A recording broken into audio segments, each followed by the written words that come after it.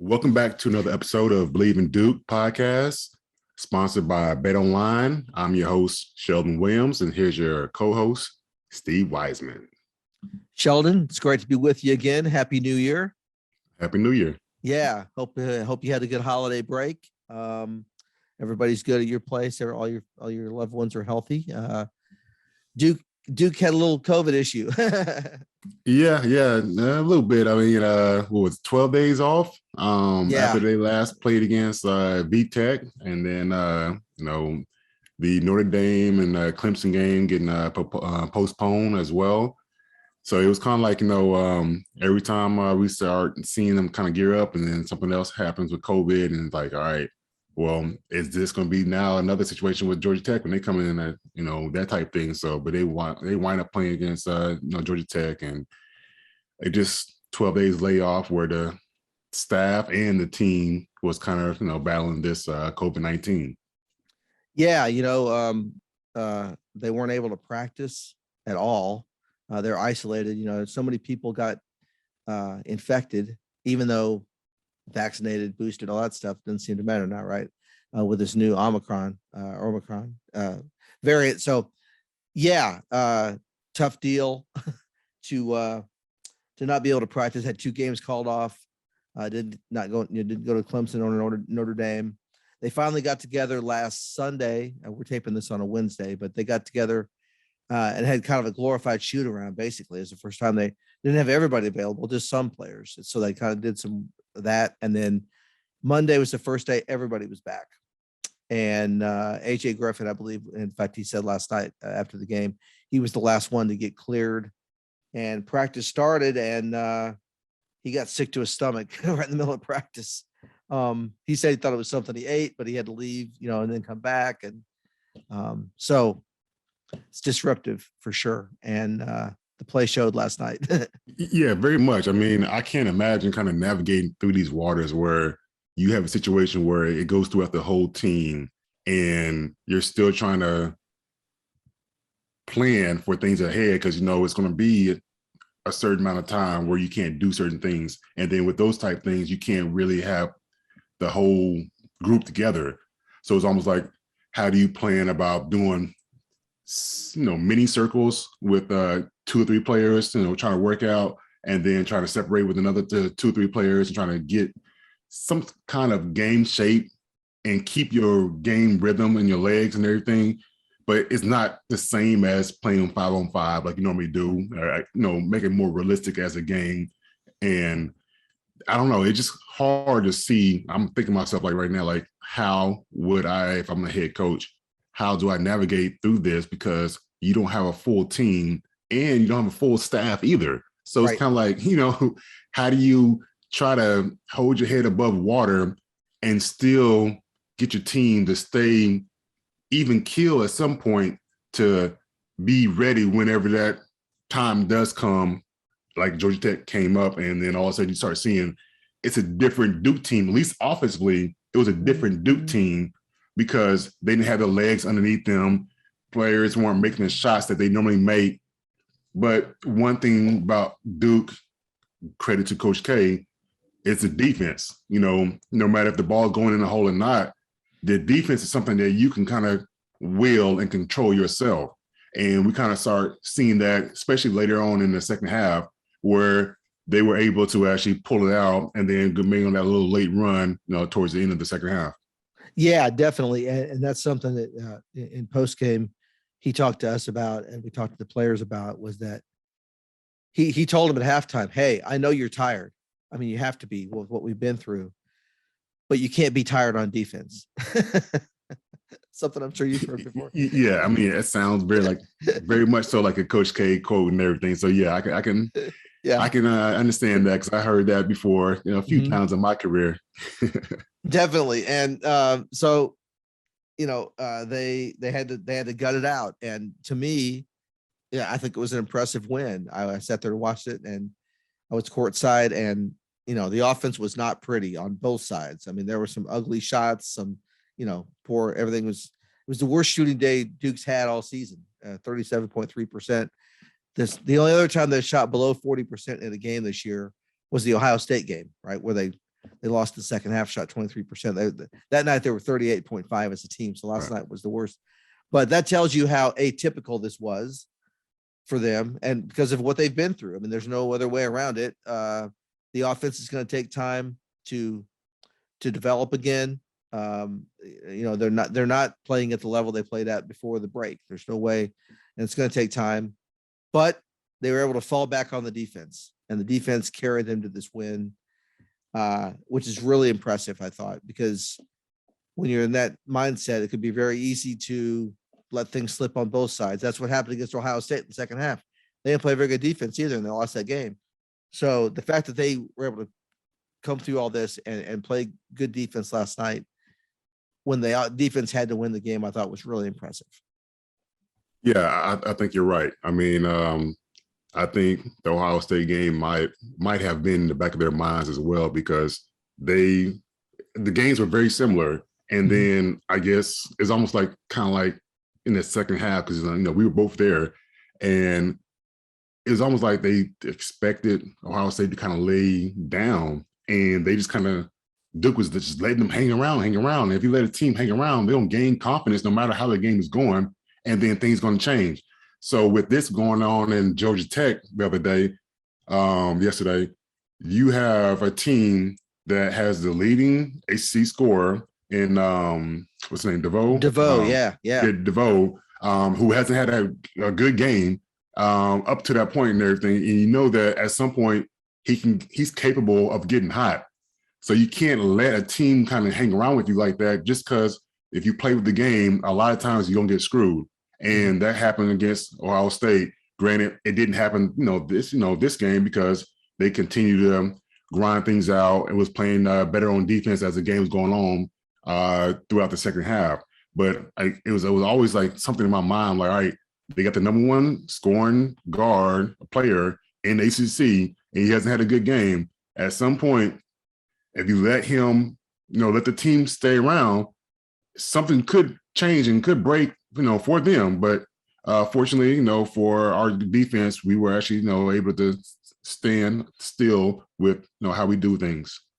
And you're right about DeVoe. I mean, I remember I was following along during the game, watching the stats, and he had 5 points with 12 minutes to go in the game. He was at 5 points, and this guy averaging 21.2. He scored 16 points from that point the rest of the game. So he ended up with his average of 21, but he needed 19 shots to get those 21 points. So that's not very efficient, which, as we both know, Duke likes to do that. If somebody's going to be a scorer, they're going to have to work hard to get those points. And, but fortunately, Duke had enough of a lead, 12, 14 points, to where, he had that surge at the end. Like you said, you hang around, somebody's going to end up, he ended up getting the scoring average, right? So he allowed Georgia Tech to get back within 6 points, I think it was, but they had enough of a cushion and then made the plays down the stretch to win. So, you can't let somebody hang around. But the fact that they played well enough at that point defensively to have that lead, they were able to survive that surge at the end from DeVoe. Right. Like I said, I mean, he had 5 points up to that point, and then all of a sudden, I'm not sure what actually happened, but the whole altercation between DeVoe and Coach K, and then all of a sudden it seemed like at that point he got hot and he started making that run. And I'm thinking to myself, like, anytime that anybody gets into it with Coach K, all right, we got to turn up a notch and we got to show this person, like, you don't come to my house and do our coach like this, that type of thing. So I was expecting that. And then all on the flip side, like, oh, he goes from 5 points to scoring 16 points within the last 12 6, minutes. 7 minutes. Yeah.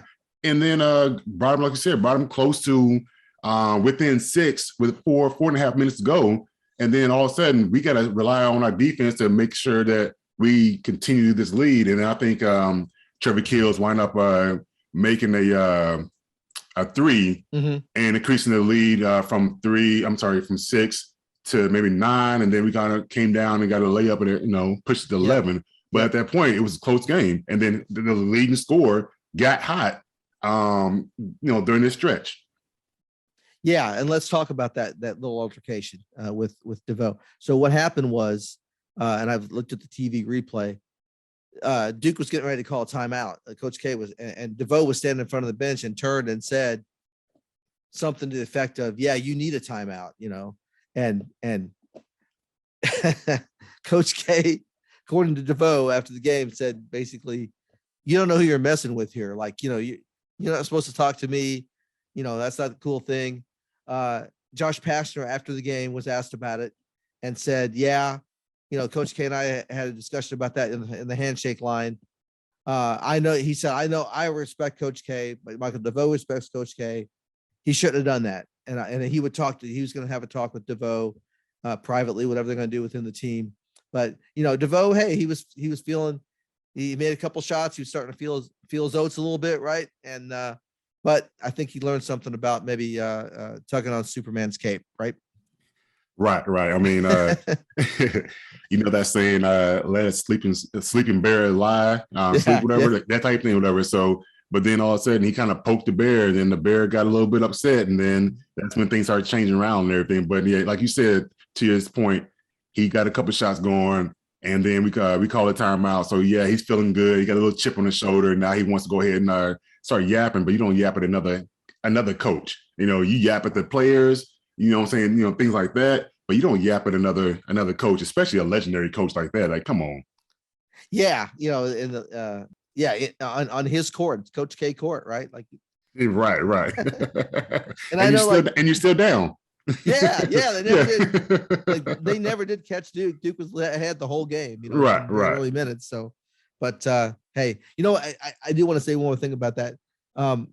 Apparently, Georgia Tech had a plan to bring Bobby Crimmins back last night and sit on the bench. That's something else that Kastner and Coach K were talking about in the handshake line. There was a very long interaction. Right. I did see that. Right. Bobby Crimmins, they got clearance from the NCAA to allow him to sit on the bench, because normally you can't have a visitor on the bench, right? As a throwback to the old wars that Coach K and Crimmins had back in the 80s and 90s. And at the last minute, Coach Crimmins had a hernia issue and wasn't able to travel. So it's not like a serious, he's going to be okay. It's not COVID related, thank God. But wouldn't that have been cool if that would have worked out? Yeah, definitely. I mean, this team, these two teams been playing. I looked up, and it's like Georgia Tech and Duke played for the 100th time since 1922. Duke leads the series 75-24, and then 37-5 at Cameron. Underneath Coach K is now 61-19. Duke has beaten Georgia Tech underneath the Coach K era. So I thought that was kind of cool to kind of see how this is the 100th game, and this is the last year playing, but that's 100 games that they actually played. Yeah, I mean, that just tells you it's a great, and Georgia Tech obviously, did only join the ACC in like the late 70s. I think it was 1979. So they don't go back as far as State and Carolina and teams like that, Virginia. But it has been a great, and I know it's kind of one-sided, right? Duke's won the majority of the games, but as Coach K said post-game, we talked to him about Crimmins and all that plan. He would have loved for Crimmins to come. He would thought that would have been great. He's so, sad that it didn't work out. But because he said, he kind of reminisced for a second, like, hey, back in the 80s, it was me and Bobby and Jimmy V. We're trying to knock off, he didn't say Dean, but that's what he meant, right? We were trying to push through. Right. And he said some of those games, Georgia Tech and Duke in the late 80s, early 90s, were some of the best games the ACC's ever seen. And you think about it, like Georgia Tech had those Final Four teams, right? They in 1990, the Lethal Weapon 3, right? Was it Dennis Scott, that group? Dennis Scott, yep. Yeah. Great stuff. Kenny Anderson. And that's when Duke was, Duke and Georgia Tech both went to the Final Four in 1990. The two ACC teams in there. So that was a neat game last night. Wasn't neat aesthetically. Also, we did it again my sophomore year when it was our team, UConn, Oklahoma State, and Georgia Tech. Yes, that's right. Yep. That's right. You guys played Connecticut in the semifinals, and then Georgia Tech lost to Connecticut in the finals on Monday night. Right. Paul Hewitt coached that team, right, for Georgia Tech.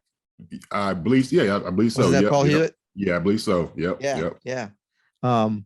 That's right. So twice you guys have both been in the Final Four. That's unusual too. How about that? I know, right? I I know, was it right? was in San Antonio. I was at that Final Four San too. Antonio. Yep, it was San Yeah, Antonio. yeah. Yep, yep. If we talk, we can get into that game. That's a game.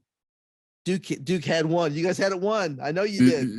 Yeah, yeah. It kind of still haunts me now to this day right now. But yeah, that was our chance. Like we knew well, one, that was actually the national championship game, to be honest with you. In my Yes. eyes, it was a national championship game. But yeah, for us to be that close and to lose by 2 points, and then because we knew we could have beat Georgia Tech or Oklahoma State on the other side of the bracket and everything, but it was just getting past, UConn. And that's the year that UConn, both men and women, won the national championship and everything. So, Yeah. but yeah, it was great. I mean, if you go back and look at it, I think they had like 6 or 7 NBA players on that roster. We had like 6 or 7 on our roster as well. So it was kind of crazy how, looking back, how many future NBA players were actually on the court playing against each other. Yeah. And I do know from a media standpoint, we were all discussing it before the game and after that was the national championship. We knew Monday night was going to be anticlimactic and it was. Connecticut blew out Georgia Tech. All due respect to Georgia Tech. Hey, they Right. accomplished a lot to get there, but we knew the best two teams were in that second semifinal. It was a great first semifinal, Georgia Tech and Oklahoma State. Georgia Tech, I think Will Bynum hit a shot at the buzzer. I think it was Will Bynum. I believe so. Yeah. But anyway, it was we veered down memory lane here, Shelden, and that's sometimes it's okay. It's good. Yeah. Talking about back in the day. Right. But I do want to mention before we get any further, though, our sponsor Bet Online, talking about favorites and championship games and everything, because Bet Online has you covered with more props, odds, and lines than ever before. As football continues to march through the bowls, we're almost done with the bowls. National championship set up there. Alabama and Georgia going to be playing here pretty soon for that. And the pro football playoffs are about to start. Bet Online remains your number one spot for all the sports action this season. Head to the website or use your mobile device to sign up today and receive your 50% welcome bonus on your first deposit. That's a 50% bonus on your first deposit. Just use the promo code BELIEVE, that's BLEAV, to receive your bonus. From basketball, football, NHL, boxing, and UFC, right to your favorite Vegas casino games. Don't wait to take advantage of all the amazing offers available during the 2021-2022 season. Bet Online is the fastest and easiest way to bet all your favorite sports. So don't wait to take advantage of all the amazing offers available. Bet Online, where the game starts. And Duke took care of business last night against Georgia Tech. Next game coming up is Miami on Saturday. As we tape this on Wednesday, Miami's getting ready to play Syracuse on Wednesday night. Miami's won 7 games in a row. They're the hottest team in the ACC right now. And then after that, Duke has Wake Forest. So anyway, who Miami beat the last time they played. Exactly right. Yeah. Mm-hmm. So that tells you Miami's maybe a little better than what we all thought at the start of the year. Jim Laranaga's done a good job down there. Yeah. I mean, I think I looked it up. Miami is 11-3. They haven't played since they beat Wake by 8 the last game, and then Wake Forest winds up beating Florida State. It was I think yesterday. Yeah. Who's 12-3, but they beat Florida State by 22. Yes. So these are two good teams that are kind of going underneath the radar. But at some point, you're gonna take notice. Having 11-3 record and then 12-3 record, people are going to start taking notice of that and everything. But they've been playing well, so it's going to be some 2 very good games, especially for us coming off of this 12-day layoff and trying to get our legs back. So it's going to be a good test. But before we kind of talk about that, how I want to say how impressed I am by Adrian Griffin. I mean, this guy, he's been consistent the last few games. I mean, this guy. Yesterday, what was it? He had like 12 points and 6 rebounds. I think he's averaging like 12 and 6 within the last 5 games. Yeah. He's been looking more and more like himself, and just like I said, just being consistent. And he's like a 50% 3-point shooter the last 5 games. So people really are making a conscious effort to kind of go out and find him. So make it a little bit harder, which is respect to what his work he's been doing to put up thus far, but it's another asset that we have, and he's been playing really well for us, and I like to continue to see that, watch him grow. Yeah, it's been neat to see, because he's battled injuries a lot the last 2 years, He didn't play at all as a senior. He played 12 games as a junior in high school, and then he got hurt in preseason.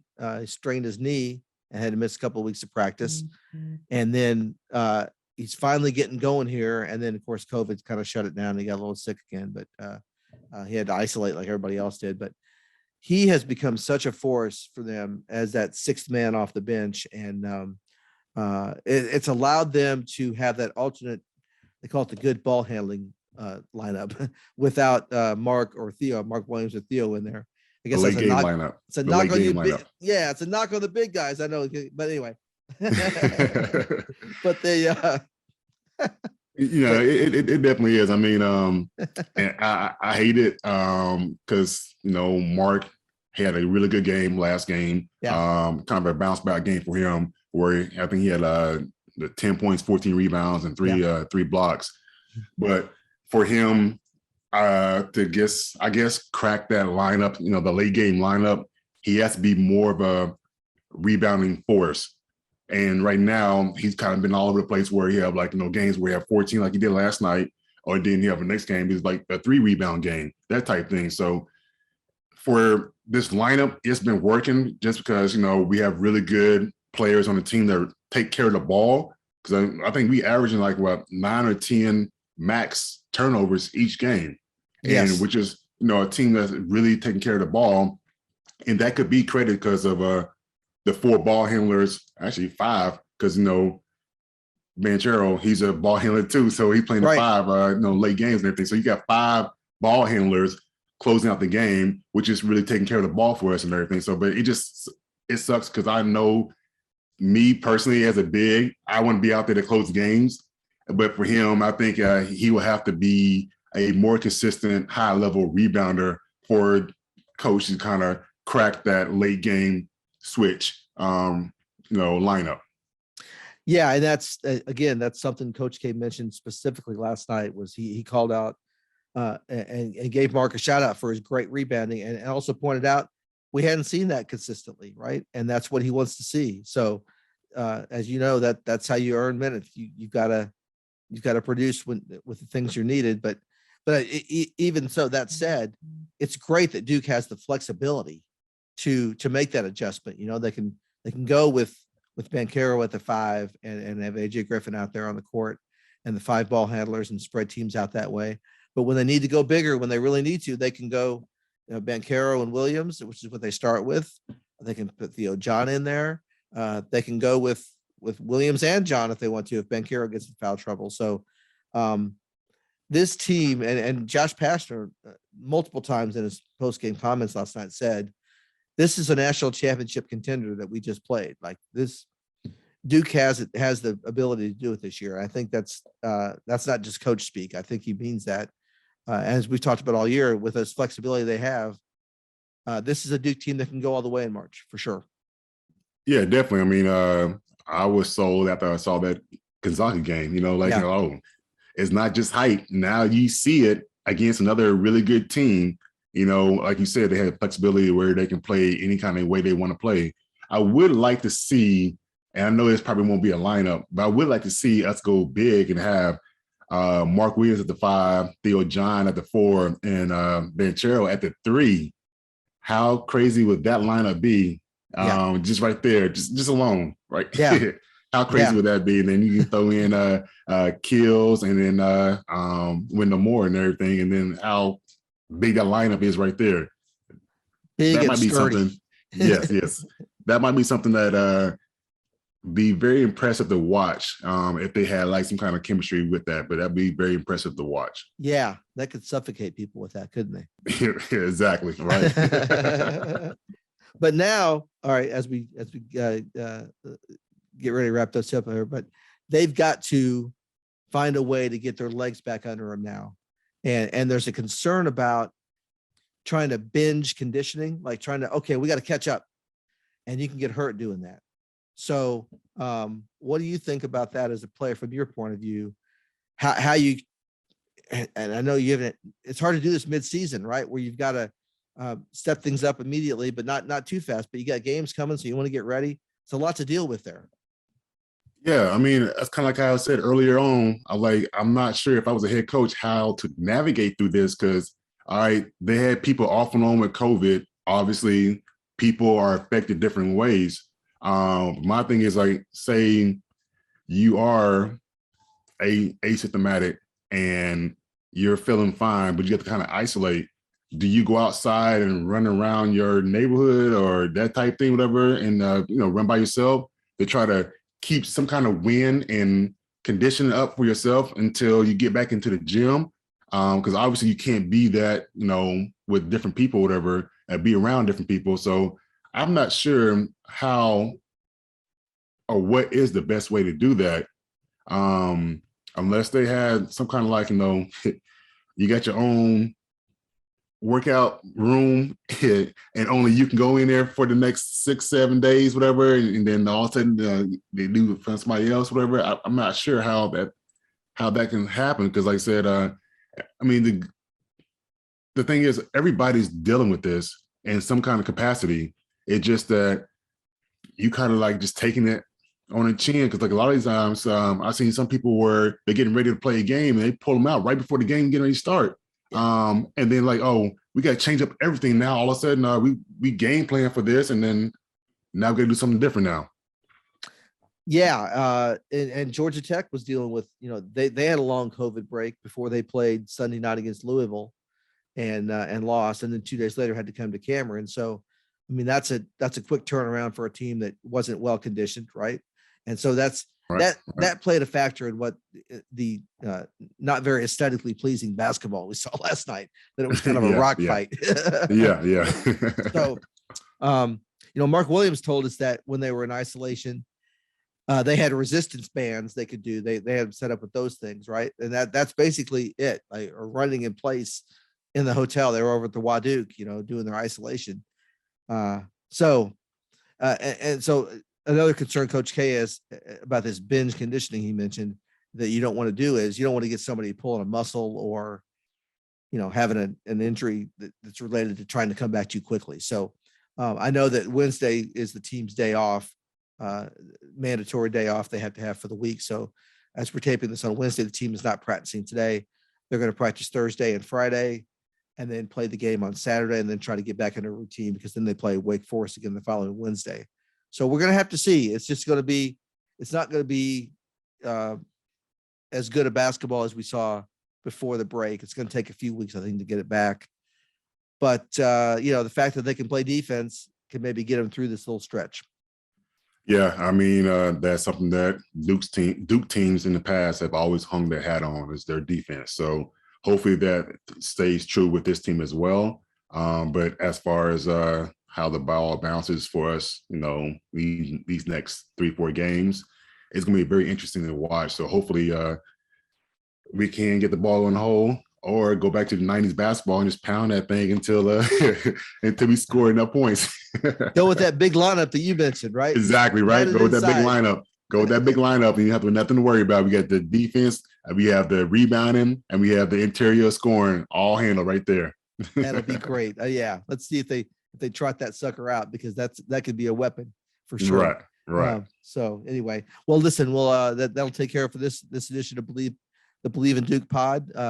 You can look for my coverage of Duke basketball at newsobserver.com, as I'll be going to all the games here coming up. And we'll be joining you again soon to talk about what happens in the Miami and Wake Forest games. And Shelden, I just want to get your thoughts here at the end on what you think is going to maybe happen the next couple of games here.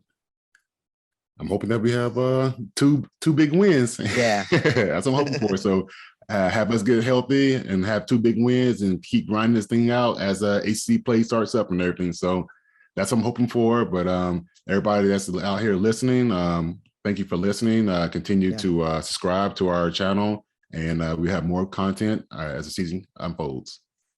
Okay, that's it for this week's episode. Thanks a lot, Shelden. We'll talk to you next time. I appreciate it.